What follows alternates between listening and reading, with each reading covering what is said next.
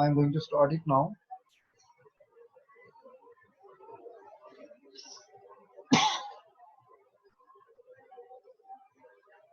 This is the very first slide, concept of education. Who will present this slide?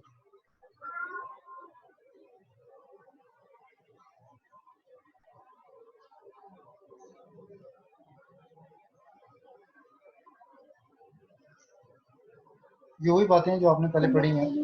कोई भी करें, जो कर रहे हैं वो पहले first come first serve. Start please. मैं करूं? यस सर, मैं कर लेता हूँ।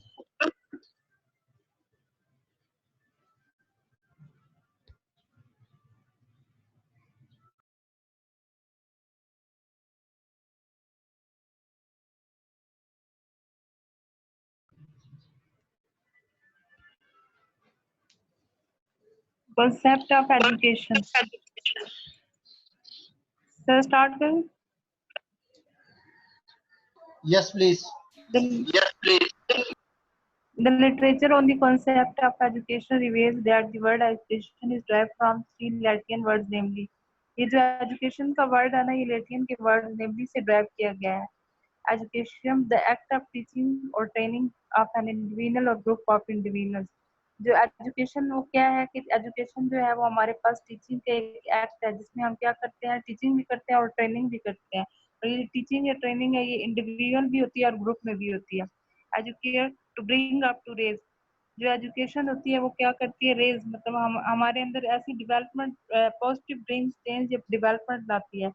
Educates to lead further to come out, ये हम एजुकेशन जो होती है ये हमें अपॉर्चुनिटीज प्रोवाइड करती है एक प्लेटफॉर्म पर आने की, मतलब हमें नॉलेज प्रोवाइड करती है. अकॉर्डिंग टू फेब्रियल cities Pirzada 216, education is the unfolding of what is already encoded in man.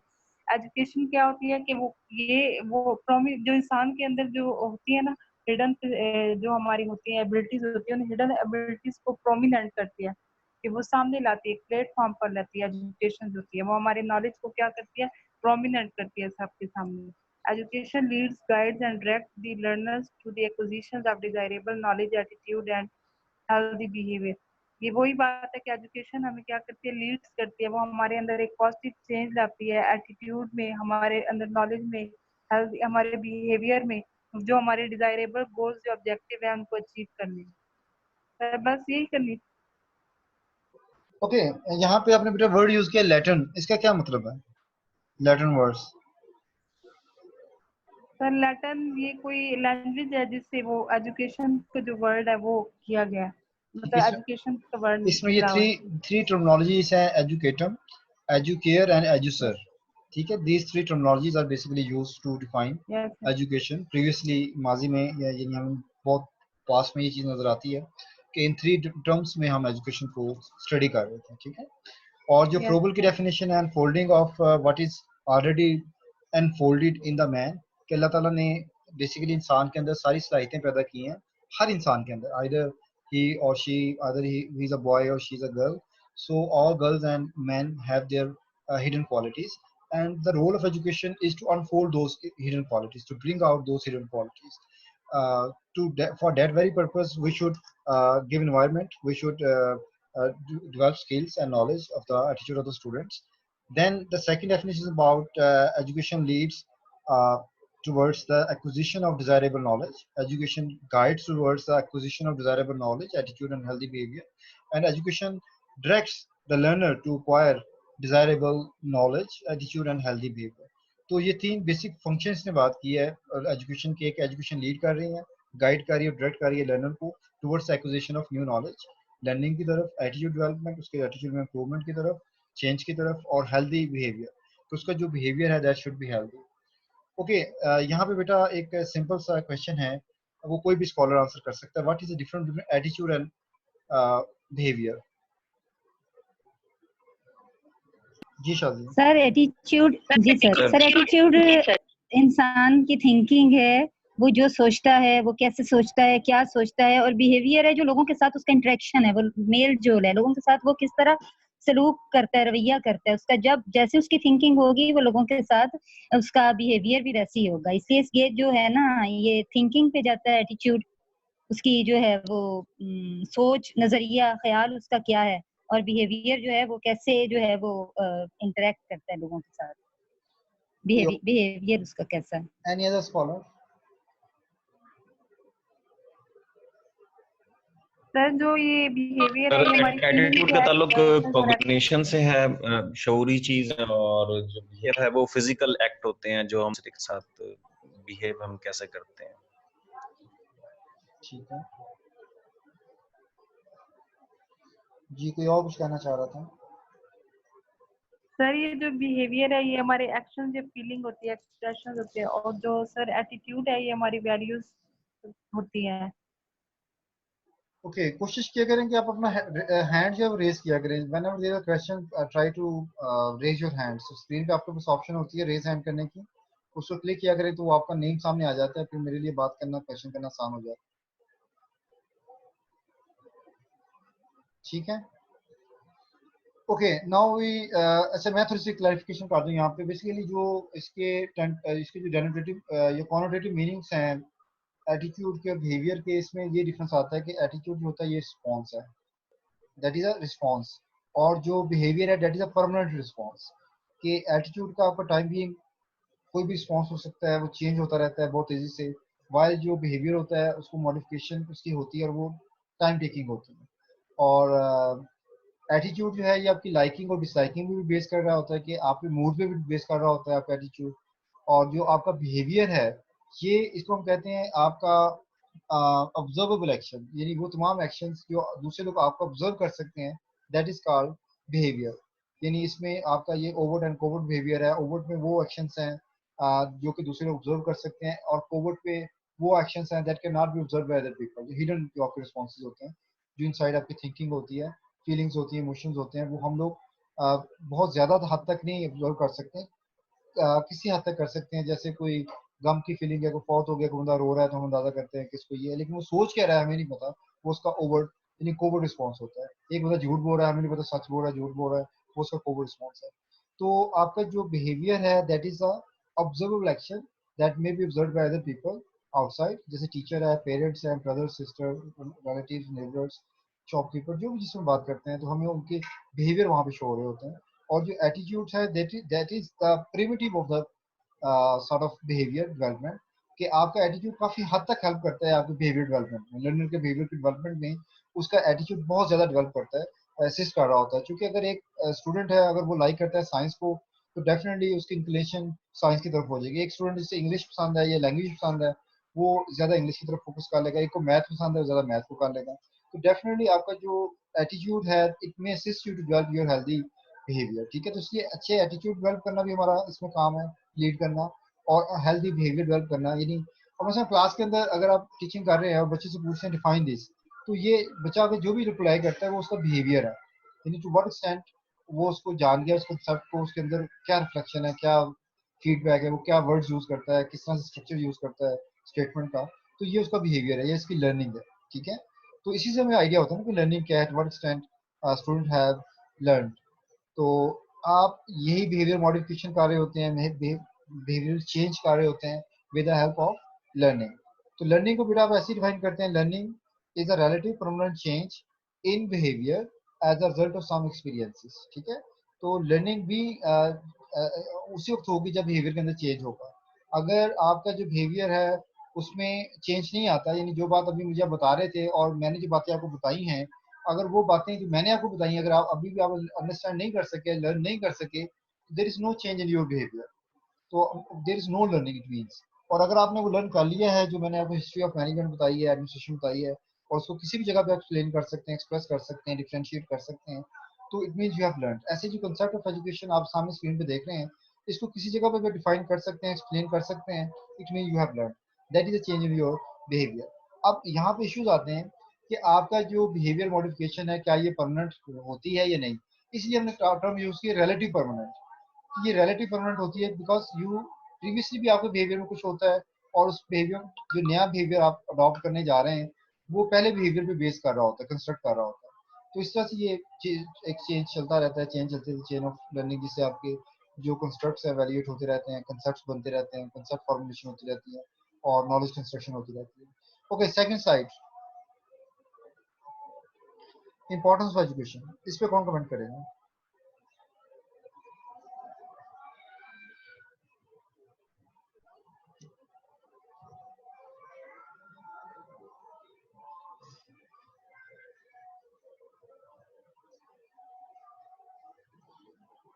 Shadiya ji. Ji sir, importance of education. Education is the key that open the doors of development, modernization, civilization and industrialization of any nation. यानी किसी भी कौम के लिए जो education है वो एक ऐसी की का रखती है मकाम, जिससे वो तरक्की के, डेवलपमेंट के और मॉडर्नाइजेशन के, सिविलाइजेशन क्या होती है कि जो शहरी हैं उनको अपने रूल्स एंड रेगुलेशंस और राइट्स का पता हो। और इंडस्ट्रियलाइजेशन क्या है कि कोई मुल्क कितना ज्यादा जो है वो सनती तौर पे तरक्की करता है।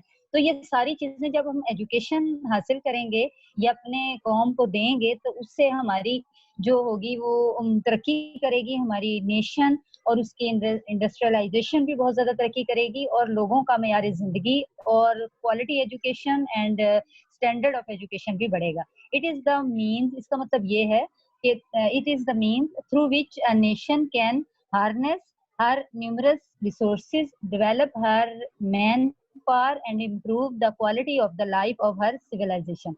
इसका ये मतलब है कि कोई भी नेशन जो है वो किस सिटीजन जी सिटीजन जो हैं वो किस तरह जो है वो अपने रिसोर्सेज को डेवलप करते हैं और अपनी लाइफ को किस तरह से जो है वो उनका क्वालिटी ऑफ लाइफ, उनकी स्टैंडर्ड ऑफ लिविंग किस तरह जो है वो बढ़ता है। Next, in any country of the world, किसी भी वर्ल्ड के कंट्री में education is the backbone of scientific and technological development. It enhance self reliance for an individual and nation. कि किसी भी दुनिया में जो कोई भी मुल्क है उसमें एजुकेशन जो है वो रीढ़ की हड्डी की हैसियत रखती है, जो कि साइंटिफिकली डेवलपमेंट के लिए और टेक्निकली, यानी ये आईटी के लिए, इंफॉर्मेशन टेक्नोलॉजी की डेवलपमेंट के लिए ये बहुत ज्यादा इम्पोर्टेंट है। ये इनहेंस करती है सेल्फ रिलायंस, यानी खुद एतमादी इंसान की, खुद इनसारी कि एक इंसान जो है वो खुद, सर मैं इसमें मिसाल एक पढ़ रही थी, इसमें ये बताया गया है कि शायद ये इसमें आगे दिया हुआ है कि नाइजीरिया में जो लोग हैं ना वो कहते थे कि हम एक्सपोर्ट बाहर से कुछ भी नहीं लेंगे, हम वो अपने मुल्क की चीजों को डेवलप करेंगे, अपने मुल्क से हम लोग जो है ना वो बनाएंगे खुद चीजें जिंदगी गुजारने के लिए, वो सारी हमारी जरूरियात जो हैं वो हम खुद बनाएंगे ताकि हम दूसरों के क्यों मतलब डिपेंड करें। हम इससे बेरोजगारी भी का भी खात्मा होगा, एम्प्लॉयमेंट भी बढ़ेगी हमारे मुल्क में। और ये इस आर्टिकल में मैंने पढ़ा, a nation that is self reliant, एक कौम जो कि खुद इनसार होती है, does not depend on foreign goods. Sir इसकी मिसाल ये आ गई कि वो बाहर की चीजों पे डिपेंड नहीं करती फॉर सर्वाइवल, कि वो अपनी जिंदगी गुजारने के लिए बाहर की चीजें नहीं लेती। And self reliant people do not depend on government for the provision of employment. ये सेल्फ रिलायंट जो लोग होते हैं वो हुकूमत पे इनसार नहीं करते कि हम हुकूमत उनको कोई नौकरी दे, वो खुद ब खुद अपनी जो है वो चीजें बना लेते हैं, खुद ब खुद अपना रोजगार बना लेते हैं। The individual can gainfully employ himself और herself and be able to attend to his और हर क्रिटिकल नीड्स, यानी अपनी जो जिंदगी की जरूरियात हैं वो खुद ब खुद पूरी कर लेते हैं। वो हुकूमत को नहीं देखते कि हमने एमफिल पीएचडी कर ली अब हुकूमत हमें नौकरी देगी, बल्कि वो खुद अपने आप को इकोनॉमिकली इतना मजबूत कर लेते हैं कि रोजगार वो खुद बना लेते हैं। In this way education reduces the level of poverty in a nation. किसी भी कौम में वो क्या होता है कि वो गुर्बत का खत्म हो जाता है।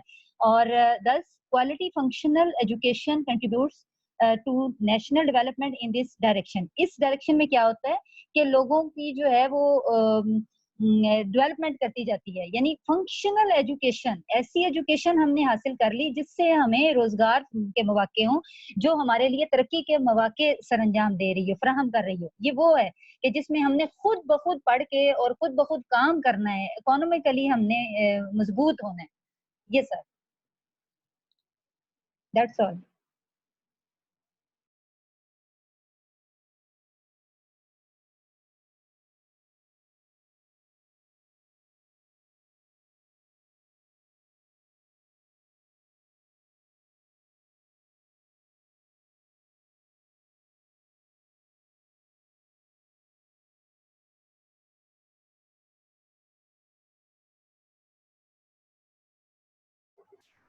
Okay, who will explain this? Raise your hand, please.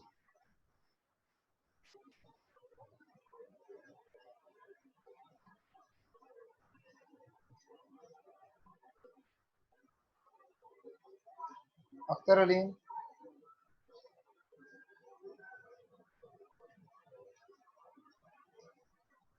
Yes, sir. हाँ बेटा इसको करें explain. जी सर, इसमें है education liberates the people from ignorance and promotes socio-economic and political development of the nation. ये यहाँ जो एजुकेशन है ये कौम के अंदर जहालत को खत्म करती है और उसकी मुआशी और मुआशरती और सियासी तरक्की का सबब बनती है. Education is very vital in every human existence and social development. It facilitates the rate of development and improves the standard of living of the people. ये इंसानों की माशरती तरक्की और उसके इंसानों की जो है ना लिविंग स्टैंडर्ड उसको इम्प्रूव करती है, उसको फैसिलिटेट करती है. all a well educated people. Sorry sir, ये आपने स्क्रीन पीछे की है तो नजर नहीं आ रहा, मोबाइल पे पढ़ रहे हैं ना तो इस वजह से.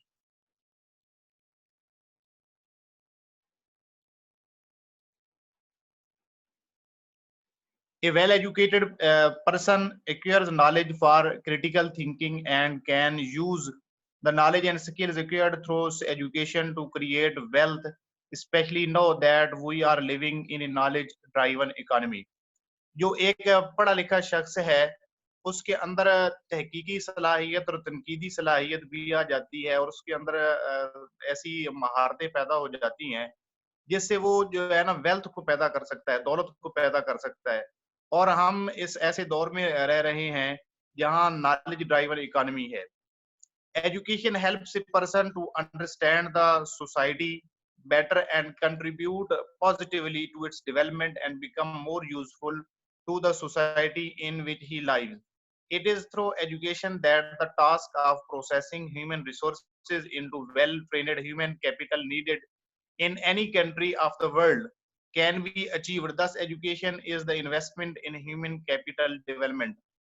जो ये है एजुकेशन, ये एक इंसान को और उसकी सोसाइटी को समझने में, बेहतर समझने में मुस्बत किरदार अदा करती है और इसकी माशरती तरक्की में जो है माशरती तरक्की करवाती है. और ये एक है एजुकेशन इज एन इन्वेस्टमेंट, ये एक सरमाया कारी है इंसान की तरक्की में.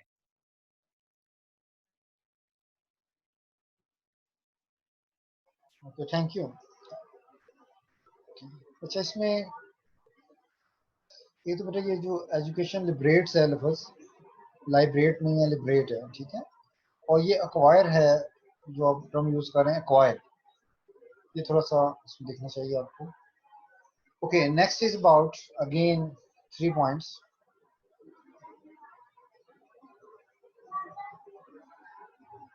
ये कौन करना चाह रहा है?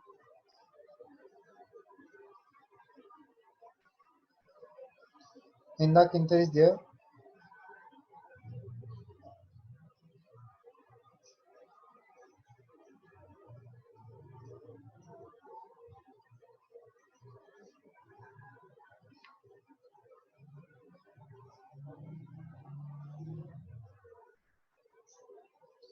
Hinda, are you there?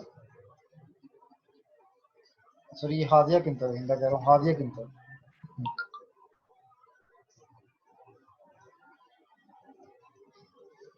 हाफिज मोहम्मद उमर.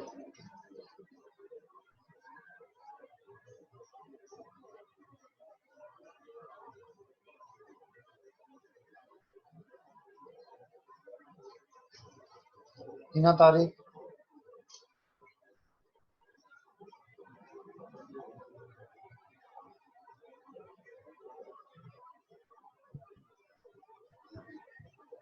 जी हिना, आपकी आवाज आ रही है?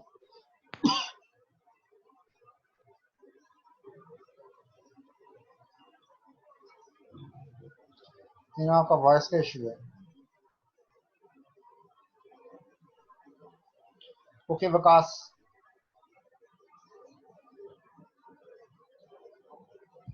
Yes sir. जी सर ये मुझे नाम से प्रोनाउंस करना शायद ना आए, ओमोलवा मोलेवा एजुकेशन हिस्ट्री होंगे यकीनन कोई। जी जी reiterated that the greatest investment a country can make, especially for nation development, is commitment to the training of its citizen in the form of education। कह रहा है किसी भी कंट्री में जो ग्रेटेस्ट इन्वेस्टमेंट है वो एजुकेशन की फॉर्म में हो सकती है कि अपने सिटीजन्स को, अपने शहरियों को वो एजुकेट करें, तो एक्चुअली इन्वेस्ट कर रहे हैं एजुकेशन पर ही। आगे दूसरे सेकंड पॉइंट में है education is a sure way to sustainable development of a country economy. The word of today is technology today is technology driven, especially information technology. Therefore education is the area is important for the future economic development of developing nation। Second point में sir यहाँ बता रहा है कि sustainable जो मुस्तकिल development है country की, उसकी इकोनॉमी की डेवलपमेंट के लिए जरूरी है कि जो आजकल जो दुनिया है वो टेक्नोलॉजी पर चल रही है, तो हम अगर एजुकेशन पर इन्वेस्ट कर रहे हैं तो एक्चुअली हम टेक्नोलॉजी को अपनी इम्प्रूव करें और हम सस्टेनेबल डेवलपमेंट की तरफ जा रहे हैं। थर्ड पॉइंट में बता रहा है education help to produce global citizenship that work for the benefit of humanity. इंसानियत के लिए बेहतरी होती है ग्लोबल सिटीजनशिप के through. Such educated people exhibit humanity, उनमें ऐसे लोग जो एजुकेटेड होते हैं उनमें इंसानियत होती है, moral integrity and are wise and tolerant, उनके अंदर सब्र होता है, वो ज्यादा समझदार होते हैं और ज्यादा उनके अंदर मॉरल एथिक्स ज्यादा होते हैं। They work for the common goods of man, और वो लोगों के भलाई के लिए ज्यादा बेहतर तरीके से काम कर सकते हैं। इन अदर वर्ड्स इंसानियत ज्यादा होती है।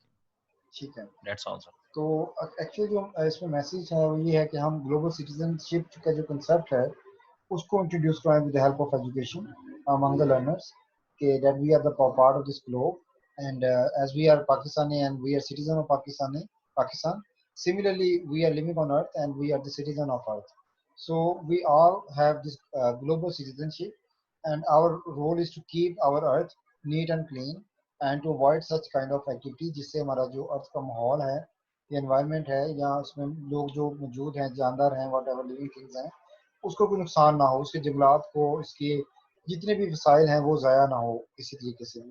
तो ये एज अ कॉमन मैन हमारी ये प्रैक्टिस होनी चाहिए कि हम ये काम ना करें। जी विकास, कुछ कहना चाह रहे हैं?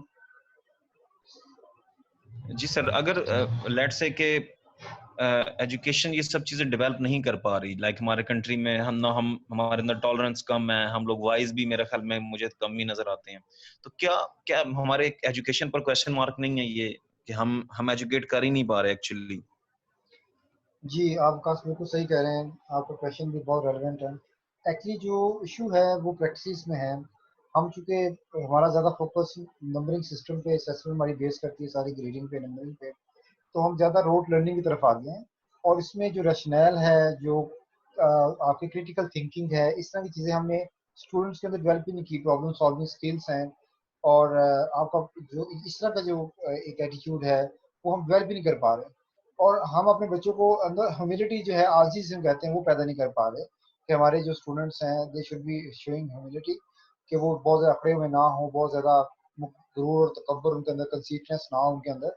तो हम जो हमारी वैल्यूज़ हैं उनको प्रॉपर इंप्लीकेट नहीं कर पा रहे और हमारा जो रिलेशन है हमारे रिलीजन के साथ, हम वो उस रिलेशन को स्ट्रांगली बिल्ड नहीं कर पा रहे। यानी हम देखने के हद तक तो मुसलमान है, कहने के हद तक भी मुसलमान है, लेकिन जो अल्लाह के साथ हमारा ताल्लुक होना चाहिए, उसके नबी के साथ जो हमारा ताल्लुक होना चाहिए, उस ताल्लुक को हम जोड़ नहीं पा रहे, उस ताल्लुक को समझ रहे हैं, ना समझा रहे हैं। तो ये सारे हमारे प्रॉब्लम्स हैं। अगर साइंस के स्टूडेंट्स हैं तो साइंटिफिक एटीट्यूड नहीं है, अगर साइंस के स्टूडेंट्स हैं एक्सपेरिमेंटेशन नहीं है, अगर साइंस के स्टूडेंट्स हैं तो उसमें उनके अंदर लॉजिक नहीं है, रीजनिंग नहीं है, तो सिर्फ रट्टा ही है कि ये स्टेप ऐसे होना है, ये फार्मूला ऐसे सॉल्व होना है, उसका कोई इतना फायदा नहीं है। तो अगर ऐसे ही हमारा सिस्टम चलेगा तो डेफिनेटली फिर हम वाइजनेस कहाँ से लेके आएंगे?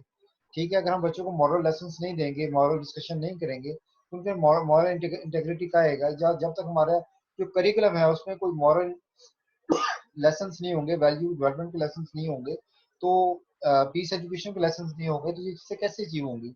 ऐसे जो टॉलरेंस है, इसका कंटेंट अगर हमारे करिकुलम में नहीं होगा या कम होगा और इसमें डिस्कशन कम होगी, तो हमारा फोकस नहीं होगा टॉलरेंस। तो ये बेसिकली वो ट्रेड्स हैं, ये वो वैल्यूज़ हैं जो बेसिकली बेस करती हैं किसी भी सोसाइटी के डेवलपमेंट में। क्योंकि अगर ये चीज़ें नहीं है तो पूरा सोसाइटी बिखर जाती है, उसमें आपको अपनी पड़ जाती है, दूसरों की फिक्र नहीं होती। और ना दूसरों को अब यानी टॉलरेट कर सकते हैं। तो ये लम्हा फिक्रिया भी और बहुत बड़ा करंट इशू भी है हमारा कि हम रोड लर्निंग की तरफ से जा रहे हैं और जो इसमें डेलिब्रेशन है या इंसाइट है वो नहीं कर पा रहे। तो ये लम्हा फिक्रिया भी है और हमारा बहुत बड़ा इशू भी है।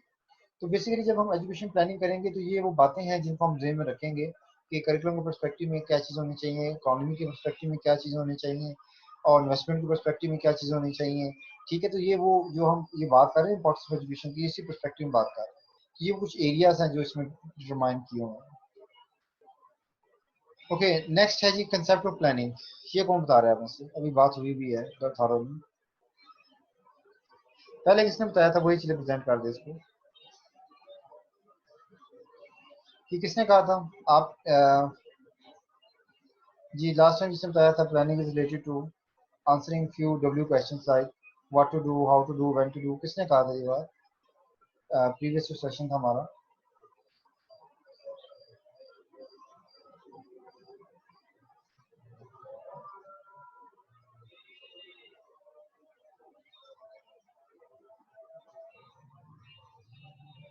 चलिए कोई स्कॉलर बता दें।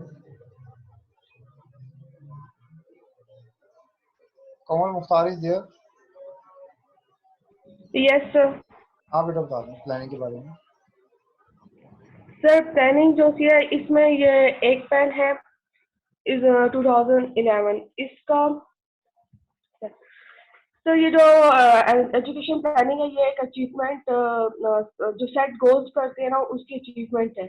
और ये एक प्लानिंग डेलिब्रेटिव एफर्ट्स होते हैं जो हमारे जो कोर्स ऑफ एक्शन फ्यूचर्स पे आप जो हम ऐसा करें, डिटरमाइन। आप ऐसा करें, पहले इसको आप थोड़ा स्टडी करें, रीड आउट करें, फिर इसको एक्सप्लेन करें, क्योंकि जो ठीक है बात सर। आप कह रहे हैं वो कुछ और है, लिखा वो पूरा कुछ और है।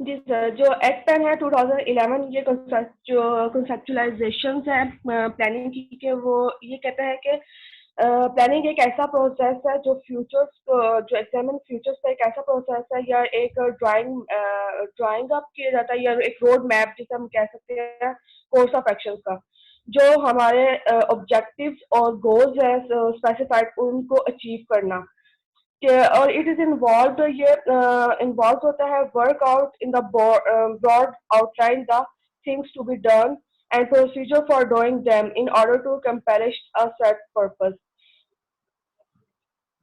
It is a process of making rational and technical choice.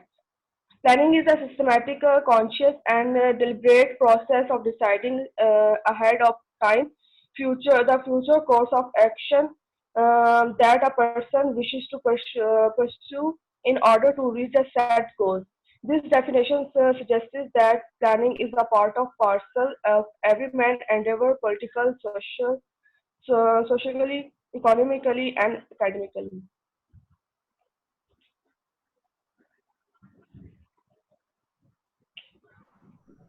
जी इस पे क्या रिफ्लेक्शन है, क्या बात करें, क्या समझ आई आपको?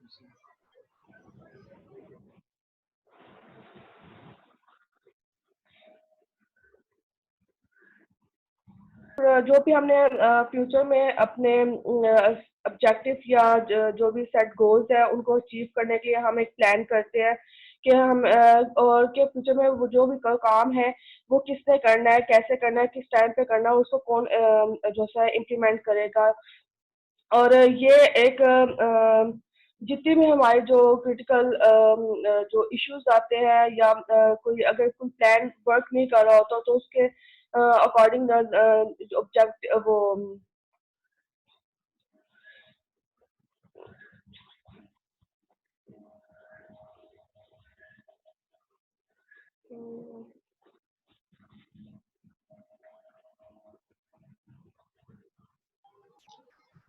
Okay, scholars conceptual planning में can conceptualizes planning as a process of examining the future, कि हम future को examine करें, what is going to be held in future, what is going to happen in future basically, and drawing up और mapping out the course of actions, और उन course of actions को उन action को determine करें, map out करें जो हमने परफॉर्म करने in future for achieving specified goals and objective, कि जो हमने गोल्स एंड ऑब्जेक्टिव सेट किए होते हैं प्लानिंग में, उनको अचीव करने के लिए हमने कौन से एक्शन जो हैं वो लेने हैं, और what sort of action we have to apply or use.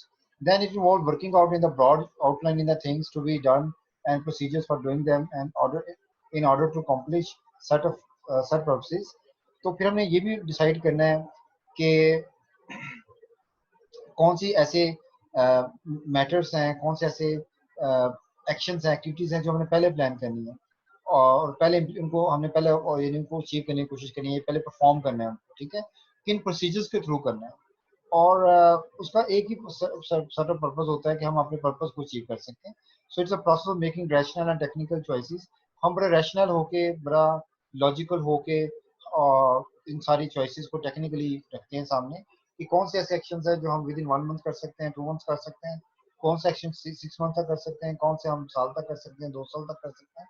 तो प्लानिंग इसी तरह से होती है कि हम प्रायोरिटाइज करते हैं चीज़ों को और फ्यूचर को कंसीव करते हैं with the help of planning, ठीक है. So it is a systematic, conscious and deliberate process of deciding ahead of time. तो before time हम चीज़ों को decide करते हैं, उन्हें systematically study करते हैं, consciously study करते हैं, deliberation के साथ, और the future course of action, जो future में जो भी हमने actions लेने हैं, that a person wishes to pursue in order to reach the set goals, जो भी आपने future में काम करने हैं उसको हम पहले determine करते हैं, ठीक है. तो यहाँ पे last point है कि the definition suggests that planning is part and parcel of every man's endeavor. जो भी इंसान किसी भी फील्ड में है, पॉलिटिकली, सोशली, इकोनॉमिकली, एकेडमिकली, ये हर इंसान इसको परफॉर्म कर रहा है. इवन आप डे टू डे बेसिस पे कर रहे हैं. अगर आप ये सेशन हमने शुरू किया है तो इस सेशन की प्लानिंग में मैंने कुछ आपको एक्टिविटी दी है कि हमने इस प्लानिंग ताकि इसमें हम छोटे डिस्कशन कर सकें, कोई इंसाइट दे सकें, रिफ्लेक्शन दे सकें, और ये it was a part of planning. तो हम एक लेसन को भी प्लान करते हैं, एक कोर्स को भी प्लान करते हैं, एक जो प्रोग्राम है उसको भी प्लान करते हैं. ऐसे ही हम पूरी जो भी डिपार्टमेंट होता है उस लेवल पे प्लानिंग करते हैं, फिर यूनिवर्सिटी लेवल प्लानिंग करते हैं, हायर एजुकेशन लेवल पे, प्राइमरी लेवल पे, एलिमेंट्री लेवल पे, ये प्रोसेस चलता रहता है.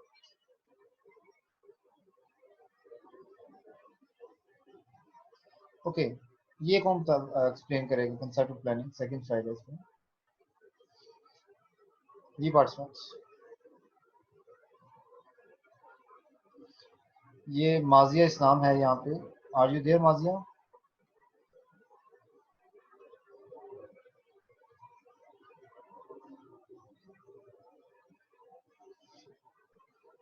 जी कोई और करना चाह रहा है? वीरेंद्र जल्दी करें, time is just 3 minutes remaining.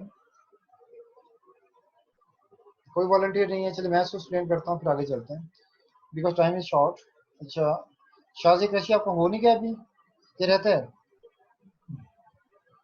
कि सर हो गया है? नहीं, जो कहा था और जिसने किसी ने करना वन बाय वन जो पहले कर चुका है वो नहीं करेगा, अब दूसरों को मौका मिलेगा. Any other scholar? Okay, UNESCO in 2003 describes planning as a process that makes it possible to work out a systematic outline of activities to be undertaken in order to meet the developmental objectives of a country within that country's possibilities and aspirations. तो बेटा हर जो country है उसके अपने उसके अंदर resources होते हैं, उसके अपने इश्यूज होते हैं, उसके अपने एक्सपेक्टेशंस होती हैं, एस्पायरेशंस होती हैं. तो उन चीज़ों को सामने रख के हमने कोर्स ऑफ एक्शन जो होता है उनको डिटरमाइन करना होता है जब हम कंट्री लेवल प्लानिंग करते हैं. तो यूनेस्को चूंकि मुख्तलिफ कंट्री को स्टडी करता है और उन्हें एजुकेशनल गोल्स और एजुकेशनल जो ऑब्जेक्टिव्स हैं डिटरमाइन करने में उनकी हेल्प करता है, तो ये उसने इस कॉन्टेक्स्ट में बात की है. These definition depicts that planning is both futuristic and goal oriented. तो हमें यहाँ पे दो कैरेक्टरिस्टिक्स का पता चला है कि हमारी जो प्लानिंग होगी that is related to future, कि हमने फ्यूचर एक्टिविटीज को डिटरमाइन करना है, एंड देन गोल ओरिएंटेड, और अपने जो गोल्स हैं उनको सेट करना है और उनको अचीव करने की कोशिश करना है और उन एक्टिविटीज को डिटरमाइन करना है जो गोल्स को अचीव कर सकता है. It is intelligent preparation for the actions that will lead to the achievement of the predetermined goals and objectives.